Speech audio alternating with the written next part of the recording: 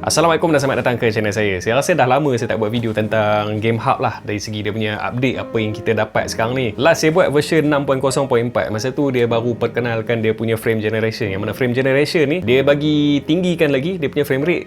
Bagi pengguna PC anda tahulah, bila sebut je frame generation anda tahulah dia akan upscale lagi dia punya frame rate dengan menggunakan teknologi AI. Jadi game tu yang mana yang frame rate dia bawah daripada 30, dia boleh tinggikan lagi lah atas daripada 30. Yang mana yang OK 60 fps dia boleh pergi tinggi lagi sampai 100 fps. Okey, jadi sekarang ni kita dah dapat banyak dah update sebenarnya lepas daripada last video saya buat tu kan. Yang saya buat tu 6.0.4, lepas tu dia adalah 6.0.5 sampailah ni yang sekarang ni 6.1.1. Dah jauh lah dia punya update kan. Okey, dalam video ni saya nak tengok lebih kepada dia punya ni lah, improvement dari segi dia punya stability apps tu. Sebab kita tahulah Game Hub ni memang satu apps yang memang sangat-sangat perlukan stability, update pada dia punya stability supaya banyak lagi game PC kita dapat main. Sebab masih ada lagi game PC yang tak boleh kita nak main lah dekat Game Hub ni kan. Bagi pengguna Game Hub yang memang tengah guna Game Hub sekarang ni, anda tahulah ada game yang boleh main, ada game yang tak boleh main. Itu benda biasalah untuk emulator ni. Jadi untuk video kali ni saya akan tunjukkan kepada anda untuk version 6.1.1 ni apa update yang dia bagi. Lepas tu macam biasalah, sebabkan dia ada improve dari segi dia punya stability, saya akan test game-game yang sebelum ni tak boleh main, sekarang dah boleh main. Dan untuk game yang saya akan test ni kebanyakannya game AAA lah. Dan bila mana game AAA saya akan test dekat dua device ni. Ini AYN. Asyik tersilap lah. Sebab dia lah spek sama kan. Yang ni Conquer Fit Elite, dia guna Snapdragon 8 Elite. Yang ni Odin 3 ni memang ramai tahulah. Yang ni merupakan flagship yang pertama sebelum keluar Conquer Pocket Fit. Yang ni yang pakai 8 Elite dulu, lepas tu baru keluar yang ni. Ok, jadi saya akan test dalam dua device ni lah. Sebab dua-dua ni spek sama, sebab dia punya chipset pun 8 Elite. Jadi sembang panjang tak guna tanpa berlengah lagi, jom kita start. Ok, dalam video ni saya akan pakai dua device lah untuk test ni, Conquer Pocket Fit Elite dengan AYN Odin 3. Dua-dua ni guna chip yang sama macam saya cerita tadi, Snapdragon 8 Elite. Lepas tu variant pun sama juga. Yang ni 12GB RAM dengan 256GB storage. Ni pun sama, 12GB RAM dengan 256GB storage. Ok, sebelum kita pergi pada game test, saya nak tunjuk dulu kepada anda apa yang anda akan dapat untuk version 6.1.1 punya update ni. Dekat sini saya tak boleh tunjuk sebab saya dah siap update dah. Yang ni saya belum update lagi, jadi saya boleh tunjuk dekat sini. Ok, nombor satu, dia improve recommendation show device, compatible game first on home and in search for easier discovery. Maksud dia muka depan ni lah, dia ada tambah baik lah kat bahagian ni.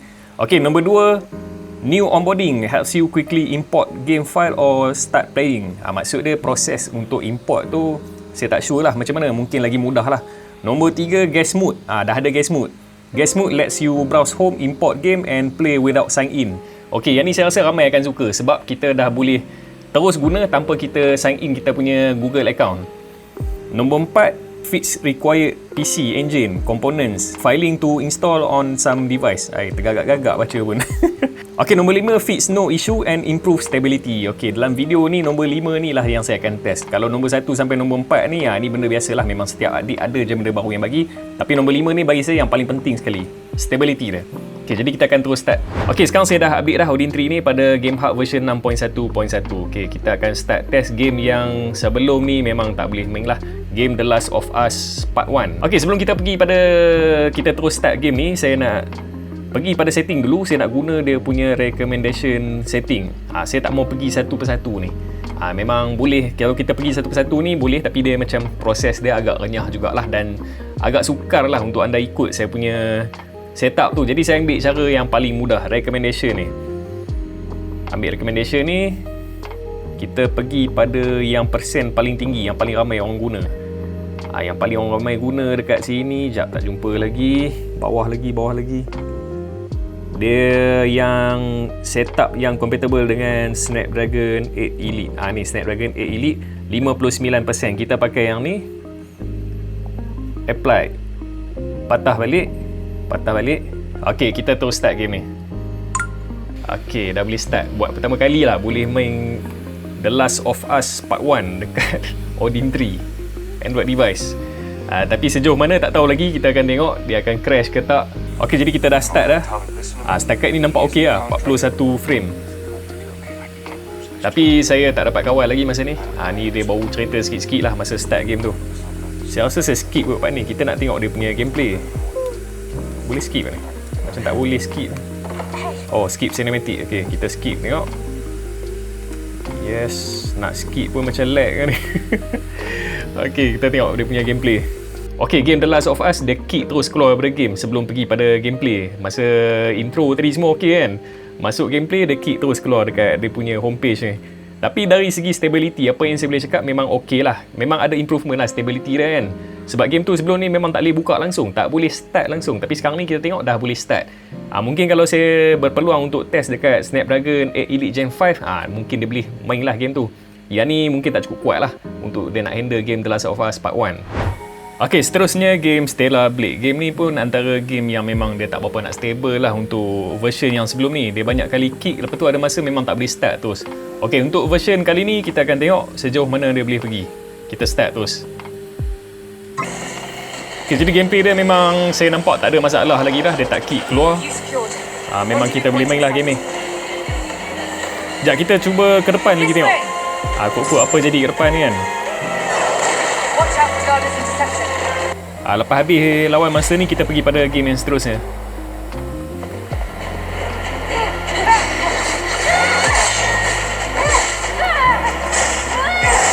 Woi, kena saja ni.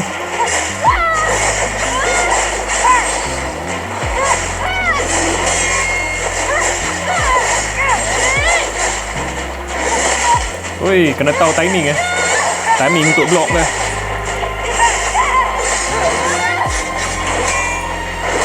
Oi, kena. Oi, nak mati ah. Ubat ada lagi tak? Ada lagi, nasib baik.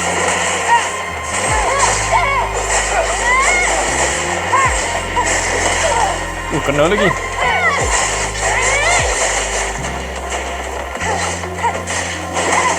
Kena lagi.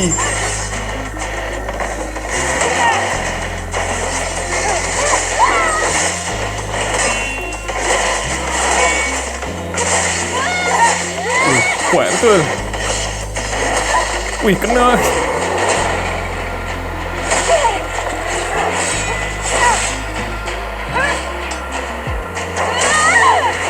Habis pun.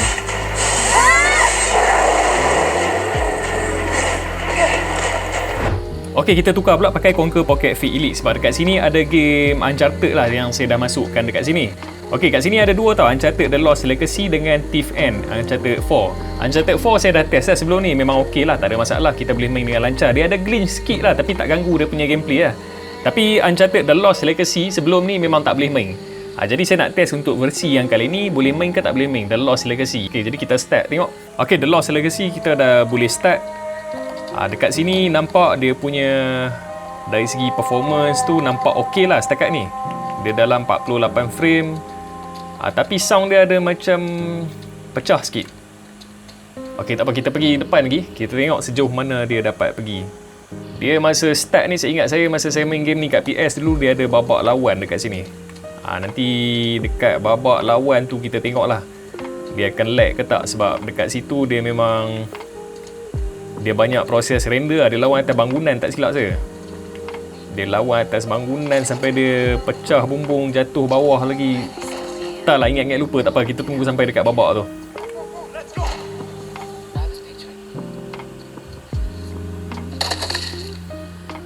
Dekat sini lah dia nanti lawan kalau tak silap saya. Dia jumpa partner dia lagi seorang. Lepas tu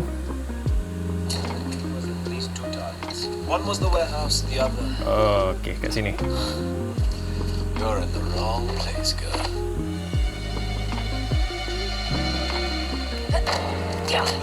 What the hell?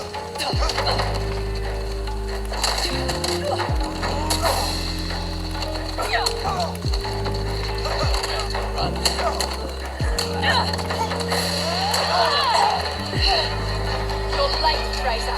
Nice to see you too. Holy shit! You're the one, the first one. Stop it!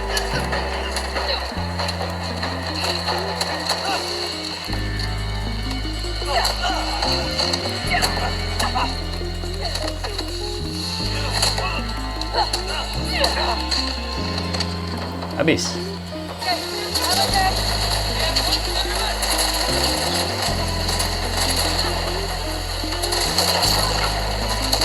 Yang ni last kot. Oh, ada lagi. Dia pergi bangunan sebelah.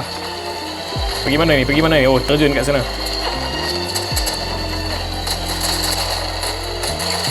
Sana pula.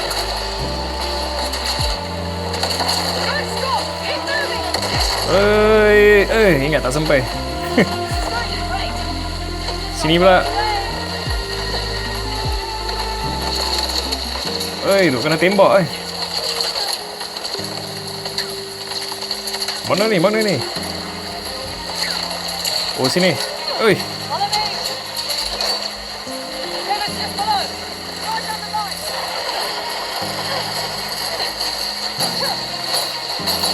line. Nils. Pom. Jatuh kat sungai habis. Okey, untuk emulator game Uncharted ni, sejujurnya memang saya tak pernah sampai sejauh ni lah. Dia banyak kali kick dekat babak waktu malam tadi kan. Memang dia takkan sampai dekat sini. Dekat babak malam tu banyak kali dia kick untuk versi yang sebelum ni, Game Hub version 6.0.4 kan. Memang tak akan sampai sini. Ni first time lah saya sampai waktu siang ni untuk yang The Lost Legacy ni. Kalau Uncharted 4 tu okey dah masa dekat version lama. Tapi yang The Lost Legacy ni, ni pertama kali kita boleh sampai sejauh ni. Okey, jadi untuk game Uncharted ni saya rasa setakat inilah perkongsian saya untuk video ni. Jadi kita pergi pada game yang seterusnya. Okey, jadi ini game yang last lah yang saya akan test untuk video ni, Resident Evil 4 Remake. Masa version yang sebelum ni 6.0.4 tu, game ni boleh buka, tapi masalah dia punya frame rate memang teruk gila. Memang tak boleh main lah, senang cerita. Dia di bawah dia 20 FPS tu, tak silap saya. Bawah 20 FPS. Memang tak boleh main lah, 20 FPS memang sangat slow lah. Okey, jadi untuk yang version 6.1.1 ni kita tengok macam mana. Kita akan start terus, tengok macam mana dia punya performance dia. Lebih okey ke atau lebih kurang sama je macam yang sebelum ni.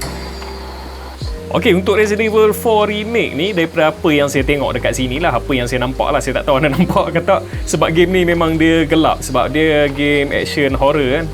Dia banyak babak gelap. Sekejap saya cuba cari tempat yang cerah sikit bagi anda nampak kan. Game dia memang gelap. Depan sikit kot. Yang ni saya ulang main balik lah. Yang ni daripada Steam account saya download dah Infinity Bazooka. Jadi berkecai lah semua zombie, tu je saya boleh cakap. Okey. Kita hancurkan dia. Habis sekali tembak lah. Woi, dekat sangat.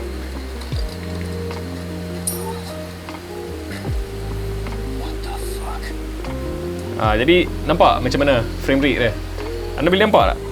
Okey, saya cuba tengok dekat sikit, 50 frame dekat sini. Dulu nampak ghosting teruk gila lah. Sebab dia punya frame rate memang sangat teruk masa dulu. Sekarang ni okey lah kan? Saya boleh kata macam ni kira fully playable lah.